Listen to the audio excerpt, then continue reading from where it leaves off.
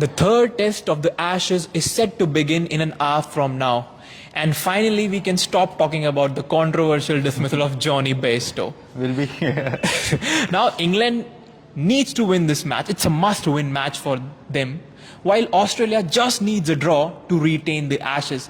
So can England keep the series alive? That's what we're going to discuss in this live. Hello and welcome to WION Sports Extra. I am Nikhil Mathur and I'm joined by my colleague Vidur Kathuria. Hi. So no more Johnny Bairstow talk. Of course we'll have it. We can't avoid it. But the series hasn't gone England's way. This was a litmus test for their baseball and they have come short in both the tests. Are they under pressure now? Oh, definitely they're under pressure. I think the Johnny Bairstow dismissal is fresh in everyone's memory. Even we haven't had time to recover from it. Feels like it happened like a couple of days back. It happened on Sunday, was it? Yeah. And now Thursday, the third test begins. It will definitely be fresh in the memory of the Headingley crowd, who are known to be the most hostile crowd in England. Australia are going to be in for a tough time. They have dealt with it very well so far, but the crowd is really going to create a very sort of hostile atmosphere for the Australian team. But once again, the pressure is on England. All the talk before the match has obviously been about the Bairstow dismissal and the controversy, but there's a test match to play. And England have, to be fair to them, they have rung in the changes. Yeah. Three changes they have made to the squad. James Anderson is rested. Josh Tongue is not in the 11, of course. But it's unfair on Josh Tongue. He did well. Yeah, he did well. But I think they decided before the series that they would rotate their seamers. And obviously James Anderson at his age cannot play every test in a 5-match series. Moeen Ali is back. And how big of a blow is Ollie Pope? You know, he used to provide that stability at number 3. Yes, he's been solid so far. He's also the vice captain of the team. So that could be a huge miss for him. But to be fair to them, they have brought in an all-rounder, Chris Wokes, where he's a bowling all-rounder, but he can bat. He scored runs in the past in Test cricket. He's handy with the ball as well. He can seam it. He can swing it, as can Mark Wood, who's also in the 11. So you cannot approach every match the same way. They had to make some changes. It hasn't worked out for them so far. That has also been on the mistakes they have made. They've been absent-minded on a couple of occasions. They have to, keep everything clean, keep their minds at it, because this is just simply a must-win win game for them. You can't keep relying on Ben Stokes and his superhuman efforts. So all the pressure is on England.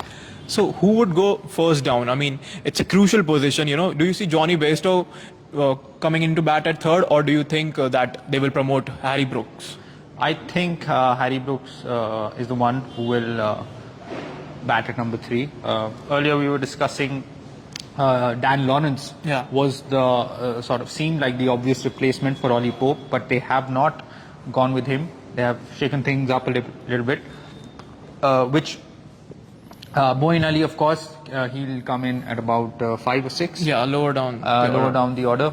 But I think that it's a good move because Dan Lawrence doesn't have as much experience at the top level. They have gone for an experienced lineup. Ben Duckett has, of course, played well. It's now they have to convert those 70s and 80s into big scores, into centuries.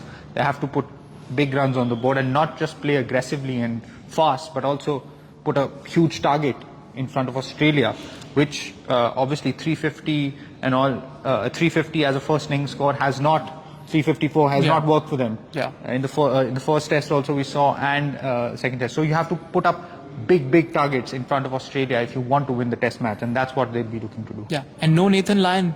Yes. For Australia, he's going to be a big miss for them. Definitely, he has been the outstanding spinner for Australia over the last more than 10 years now. Yeah. 100 consecutive tests as a spinner to play for Australia. It's really a remarkable achievement and just a testament to his fitness as well. Just very unfortunate that he injured his calf and he's been ruled out for the rest of the series. But as we know, Australia are World Test champions. They have able replacements in almost every department. And Todd Murphy, as he showed in the tour of India, he can take wickets. So I think Lyon, you can't really replace Lyon, but you know, Todd Murphy has proven himself in the past, and I think he can prove to be a game changer, because there will come a point where they will need their spinner to step up, and I think he'll be up to the challenge. Yeah, we have some questions coming in. Ganesh Sundarsan says the right question is Ashes 2023 alive? I mean, that's what we are asking. Yeah, well, It's Ashes- still alive. It's Ashes still alive. 2023 is definitely alive. It's been a great series so far to watch. For viewership numbers have been very, very high. And it wasn't like a one. The scoreline may look lopsided, but it was both the matches went down to fine the wire. margins. It's been very fine margins, and Australia have won those little battles. But I think now England have to sway those fine margins their own way. That is the only way they will win the test. Pragmatism, practical, smart. These have been the terms that we have been used using. for Australia, and they have played genuinely very smartly. Common sense cricket they have played. They have capitalized on the mistakes that England have made, and they have won those little sessions. And of course, they have had great individual performances from the likes of their captain Pat Cummins and vice captain Stephen Smith, who is going to play his 100th test. Nikhil, I think he's arguably the best test batter of this generation. Would you say? I mean, Joe Root comes close. I mean, the way he had.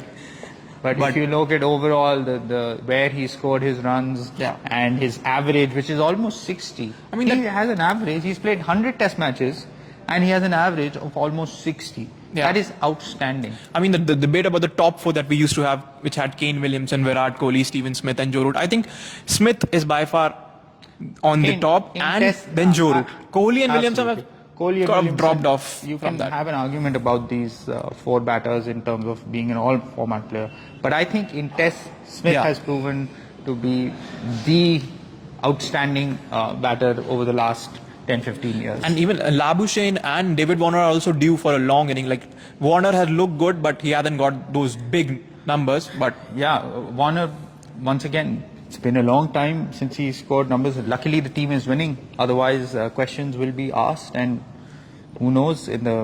I think he will play in this match. But if he doesn't score, there are people waiting in line.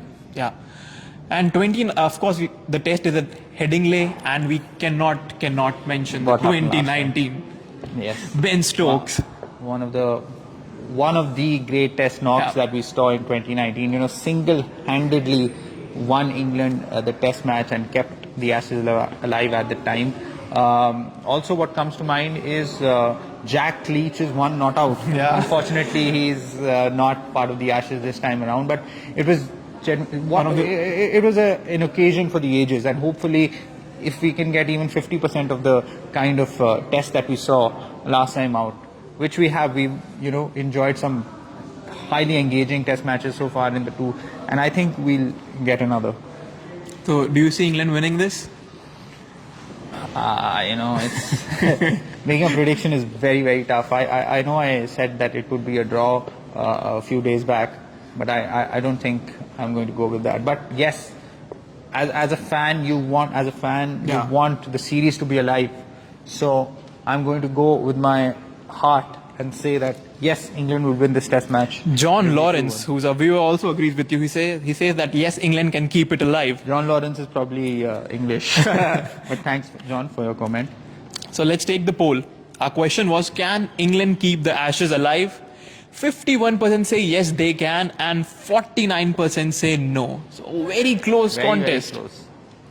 Interesting, but we're definitely going to be in for a very, very hotly contested match, and of course there is an added edge to it because of the Bairstow dismissal. So yes, we'll obviously have an update on that on our show at 6:30 p.m. IST, WION World of Sport. And what else do we have, Nikhil? We have Kylian Mbappe. PSG has given an ultimatum to the 2018 World Cup winner. They've said, either stay or leave, because they don't want to let him go on a free transfer. Yeah, and it's the first time there is absolute clarity from the club. The club chairman has said that we will not allow him to go on a free transfer next season. He has to sign a contract right now, or he basically goes. So that, and of course we have a shock announcement from Bangladesh, where ODI captain Tamim Iqbal has announced his retirement from international cricket just 3 months ahead of the World Cup. Details are coming out, but there is reportedly a rift between Tamim and the Bangladesh Cricket Board. So Bangladesh cricket in a mini crisis just 3 months ahead of the, and he is one of the greatest batters in Bangladesh's history. He's a top scorer in ODIs, their main batter. So not good preparation for the World Cup. We'll have that. And it's raining here in Delhi, NCR, and it's also raining in London. And that's why a lot of matches at Wimbledon could not be completed. Like Taylor Fritz completed his first round match yesterday. So we'll have all those reports. And yeah, the usual suspects, Novak Djokovic, Daniel Medvedev, Iga Swiatek, all through to the third round. Yeah. So catch all that and much more on WION World of Sports, 6:30 p.m. IST. See you there.